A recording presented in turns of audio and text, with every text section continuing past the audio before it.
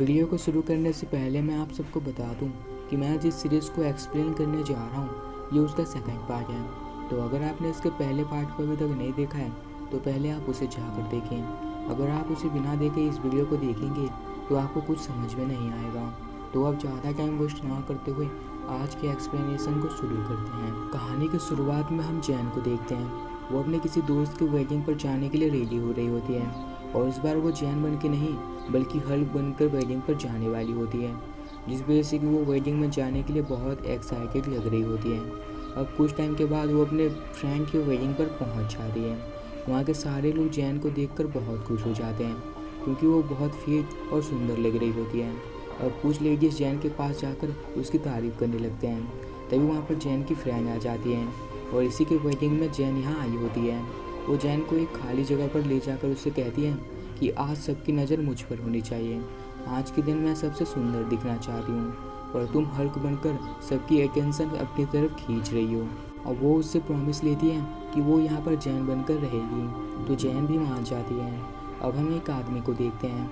वो जैन के senior lawyer के पास आकर अपने वाइफ से पीछा छुड़ाने में हेल्प मांग रहा होता है और हमें यहाँ पता चलता है कि ये इमोर्टल है, यानी कि वो मर नहीं सकता। वो दोनों इसके खिलाफ होते हैं क्योंकि वो अपने वाइफ से पीछा छुड़ा रहा होता है।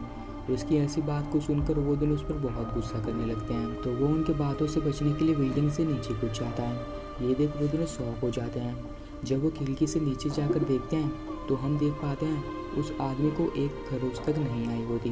वो बिल्कुल सही सलामत होता है। अब हम जैन को देखते हैं। वो अपने फ्रेंड के साथ बात कर रही होती है। तभी उस वेडिंग में टाइटेनिया आ जाती है। जैन उसे यहाँ देख शॉक हो जाती है। वो उसे गुस्से से पूछती है कि तुम मेरी दोस्त के वेडिंग पर क्या करने आई हो। तो वो बताती है कि वो लड़के वालों की तरफ से यहाँ आई है। दूसरी तरफ हम उसी आदमी को देखते हैं। वहाँ पर उसके सारे एक्स वाइफ्स आए होते हैं क्योंकि उसने उनके साथ चीट की होती है। तो वो लोग उस पर केस किए होते हैं। अब सब लोग उस पर अपने खर्च किए गए पैसे मांगने लगते हैं। अब हम जैन को देखते हैं। उसने बहुत ड्रिंक कर ली होती है जिस वजह से कि उसे वॉमिट हो रही होती है। उसे इतने नशे में देख वहाँ पर टाइटेनिया आकर उस पर हमला कर देती है। वो उससे बहुत गुस्सा थी क्योंकि उसने उससे सी हल्क नाम छीन ली होती है। वो उसे हल्क में बदलने के लिए कह रही होती है। तो जैन अब हल्क में बदलकर उसे जोर से एक पंच मारती है और यहाँ पर उन दोनों की बहुत लड़ाई होती है और आखिर में जैन टाइटेनिया को हराकर वहाँ से भगा देती है। अब हम जैन के सीनियर और उसकी दोस्त को देखते हैं। उन्हें एक वेबसाइट में जैन की फ़ोटोज़ मिलती हैं जिसमें कोई जैन पर हमला करने के लिए उस पर टारगेट कर रहा होता है। जैन की फ्रेंड जैन को ये सब बताने के लिए कहती हैं और उसकी सीनियर उसे ये सब बताने से मना करती हैं। वो कहती हैं जैन बहुत टाइम के बाद इतनी खुश है तो हमें उसे ये सब बताकर डिस्टर्ब नहीं करना चाहिए। शायद ये सब बस एक र्यूमर्स हो सकता है। पर जैन की फ्रेंड उसे कॉल करके उसे बताने की कोशिश करती हैं और उसका फ़ोन नहीं लग रहा होता। तो वो एक वॉइस मैसेज करके उसे ये सब बता देती है। और यहाँ से हम कुछ लोग को देखते हैं। शायद वो जैन के साथ कुछ गलत करने की सोच रहे होते हैं। अब हम जैन को देखते हैं। वो उस वेडिंग से वापस अपने घर आ चुकी होती है। वो बहुत खुश लग रही होती है और हमें यहाँ पता चलता है कि वो एक लड़के को डेट कर रही है। वो दोनों एक साथ वक्त गुजार रहे होते हैं। एक रात वो लड़का जैन को उसके घर ड्रॉप करने आता है और उस रात वो दोनों इंटीमेट होते हैं। और अगली सुबह जैन जब सोकर उठती है तो वो देखती है कि वो लड़का जा चुका है। अब जैन उसे एक मैसेज करती है और इसके बाद वो अपने काम पर निकल जाती है और बहुत देर हो चुकी होती है और अभी तक उस लड़की का कोई भी रिप्लाई नहीं आया होता। जैन परेशान होकर बार बार अपने फ़ोन को चेक करने लगती है, ये सोचकर कि उसका कोई मैसेज आया होगा। और कुछ दिन ऐसे ही बीत जाते हैं और उसका एक भी मैसेज नहीं आया होता। एक दिन जब जैन सो रही होती है तभी उसके फ़ोन पर किसी का कॉल आता है। जैन जल्दी से फ़ोन रिसीव कर लेती है, ये सोचकर कि वो उसका बॉयफ्रेंड भी हो सकता है। पर ये उसका बॉयफ्रेंड नहीं होता बल्कि ये एमएल ब्रोंस्की का पैरोल ऑफिसर होता है। वो जैन से कहता है कि उसे ब्रोंस्की का इन्वर्टर ख़राब होने का सिग्नल मिल रहा है तो हमें उसके घर जाकर चेक करना होगा कि सब ठीक है या नहीं। वो कहता है मैं अकेले उसके घर नहीं जा सकता तो इसलिए तुम हल्क बनकर मेरे साथ चलोगी। अब जैन रेडी होकर ब्रोंस्की के घर निकल जाती हैं। वो ड्राइव करते वक्त भी मैसेज चेक कर रही होती है कि उसके बॉयफ्रेंड का कोई रिप्लाई आया है कि नहीं। अब जैन थोड़ी सी परेशान हो चुकी होती है।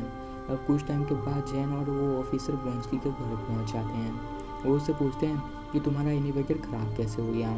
तो वो बताता है कि उसे फैन किक करते वक्त करंट लगा था, तो शायद इस वजह से ये खराब हो गया होगा। और जैन वापस अपने घर जाने वाली होती है, तभी तो सुपर ह्यूमन लड़ते हुए आकर उसकी गाड़ी से टकरा जाते हैं, जिससे कि जैन की कार टूट जाती है। तो जैन भी उन पर बहुत गुस्सा करती है और हमें यह पता चलता है कि ये ब्लॉन्स्की के दोस्त हैं और ब्लॉन्स्की उसकी कार को रिपेयर करने के लिए अपने गैराज में भेज देता है। जब तक कार ठीक नहीं हो जाता तब तक जैन को वहीं पर रुकना होगा। और ब्लॉन्स्की जैन को अपने बाकी के फ्रेंड्स को दिखाता है। वो सब एक साथ बैठकर एक दूसरे की प्रॉब्लम शेयर करके उसे सॉल्व करने की कोशिश करते थे। वो सब एक दूसरे से बात कर ही रहे होते हैं कि तभी वहाँ पर वही आदमी आता है जिसने एक रात जैन पर हमला कर दिया था। जैन उसे देख बहुत गुस्सा हो जाती है और उसे मारने लगती है, पर ब्लॉन्स्की उसे शांत होने के लिए कहता है। अब वो आदमी जैन को सॉरी कहता है कि उसने उसके साथ गलत किया और ब्लॉन्स्की जैन को देखकर समझ जाता है कि वो किसी चीज़ से परेशान है, तो वो उसे अपनी परेशानी के बारे में बताने के लिए कहता है। शुरू में जैन बताने से इनकार कर रही होती हैं, पर सब लोग के फोर्स करने की वजह से आखिर में वो मान जाती हैं। अब जैन उन्हें बताती है कि वो एक जॉस नाम के लड़के को कुछ दिनों से डेट कर रही थी। सब कुछ अच्छा चल ही रहा था, पर अब कुछ दिनों से वो कहीं पर गायब हो गया है, मेरी मैसेज का रिप्लाई भी नहीं करता। वो कहती है मैं उससे प्यार करने लगी थी, क्योंकि उसने हल को नहीं बल्कि जैन को देखकर प्यार किया था। वो सब उसकी प्रॉब्लम को बहुत ही अच्छे से समझते हैं और उसे एडवाइस देते हैं। जैन को उनके साथ अपनी प्रॉब्लम को शेयर करके बहुत अच्छा महसूस हो रहा होता है। जैन अब पहले से बेहतर महसूस कर रही होती है और अब जैन वहाँ से अपने घर जाने लगती है। और हमें 3 दिन पहले का सीन दिखाया जाता है। जैन जब सो रही होती है तभी जॉस यानी कि जैन का बॉयफ्रेंड उसके फ़ोन के सारे इन्फॉर्मेशन को अपने फ़ोन पर कॉपी कर लेता है और इसके बाद वो जैन का सोता हुआ कुछ पिक्चर लेकर वहाँ से चला जाता है। और यहाँ से हम कुछ चोरों को देखते हैं जो कि एक दुकान से सामान चुरा रहे होते हैं। तभी वहाँ पर एक सुपर हीरो आता है जो कि सुपर हीरो कम कॉमेडियन ज़्यादा लग रहा होता है। वो उन्हें चोरी करने से रोकने की कोशिश करता है और वो लोग उसी की धुलाई करने लगते हैं। तो वो वहाँ से निकलने में ही अपनी भलाई समझता है और अपने सूट की मदद से उड़कर वहाँ से जाने लगता है, पर आधे रास्ते में ही उसका सूट उसे धोखा दे देता है, जिससे कि वो नीचे गिर जाता है। अब हम देखते हैं वो आदमी जैन के पास आकर उसे ये सब बता रहा होता है। वो कह रहा होता है कि उसने ये सूट जिससे ख़रीदा है उसे सज़ा मिलनी चाहिए, क्योंकि उसी के सूट की वजह से उसका एक पैर भी जल गया है। और अगले दिन जैन उस आदमी के साथ कोर्ट आई होती है और हम देखते हैं जिस आदमी ने इसका सूट बनाया है उसकी तरफ से केस लगने के लिए गैर जैविल आया होता है। और आखिर में जैन के क्लाइंट का केस को डिसमिस कर दिया जाता है, क्योंकि सूट में कोई ख़राबी नहीं होती, बल्कि सूट में उसने जो फ्यूल भरा था उसकी वजह से सूट ख़राब हो गई होती है। अब रात होती है और हम देखते हैं जैन एक बार में जाकर एक ड्रिंक कर रही होती है। तभी वहाँ पर डेयर डेविल भी आकर जैन को ज्वाइन करता है और यहाँ पर उन दोनों की बहुत देर तक बात होती है और वो दोनों एक दूसरे को पसंद करने लगते हैं। अब जैन अपने घर जाकर सो रही होती है, तभी वहाँ पर उसके क्लाइंट का कॉल आता है।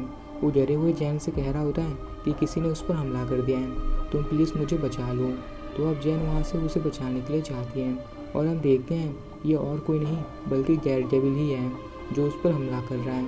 उन दोनों की यहाँ पर कुछ देर तक लड़ाई होती है और आखिर में जैन डेयर डेविल से पूछते हैं कि तुम मेरे क्लाइंट को नुकसान पहुँचाने की कोशिश क्यों कर रहे हो। तो वो बताता है कि उसके क्लाइंट ने उसके क्लाइंट को किडनैप कर लिया है। जैन इस बात से शॉक हो जाती है कि उसके क्लाइंट ने ऐसा किया होगा। अब वो दोनों मिलकर उनका पीछा करते हुए उनके अड्डे पर पहुंचते हैं।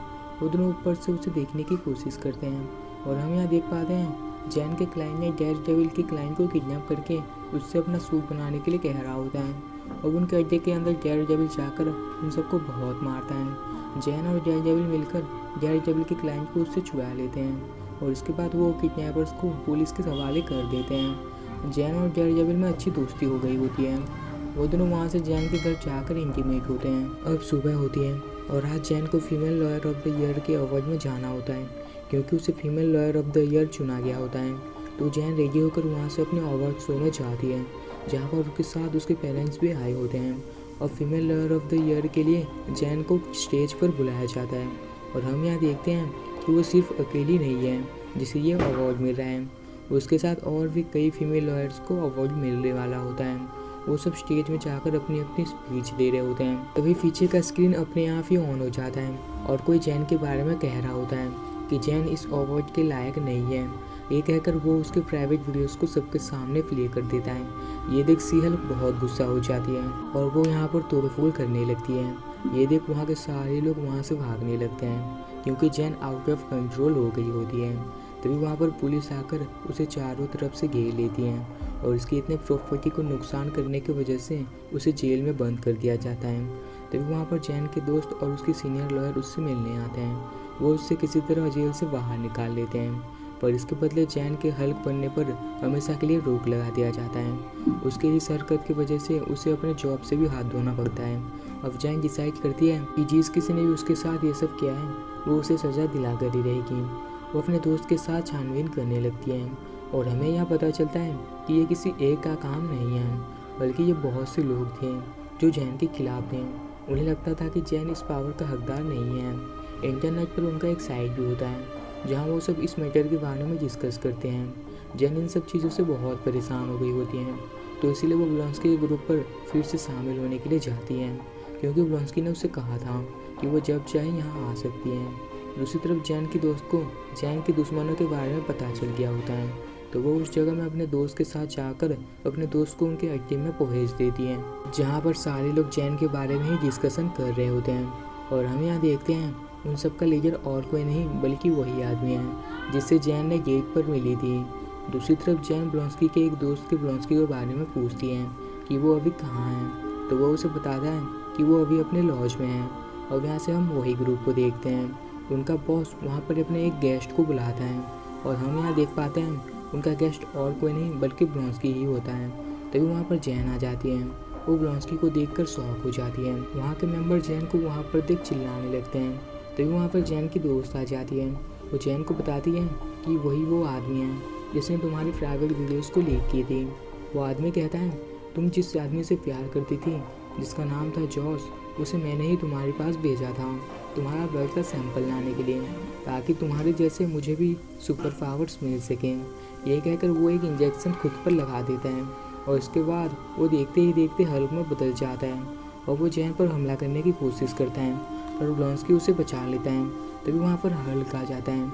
जैन को ब्लॉन्स्की ने पकड़ा हुआ देख उसे लगता है कि ब्लॉन्स्की उसे नुकसान पहुँचाने की कोशिश कर रहा है, तो हल्क उसके पास जाकर उससे फाइट करने लगता है। पर अब कुछ देर बाद सब कुछ क्लियर हो जाता है और जैन उन सबको पुलिस के हवाले कर देती है। अब जैन डेयरडेविल को अपने पेरेंट्स से मिलाती है और इसी तरह से ये कहानी यहीं पर ख़त्म हो जाती है। जाने से पहले वीडियो को लाइक और चैनल को सब्सक्राइब करके बेल आइकन ऑल करना मत भूलना, ताकि आप हमारे और भी आने वाली एक्सप्लेनेशन वीडियोस को देख सकें। Thank you for watching.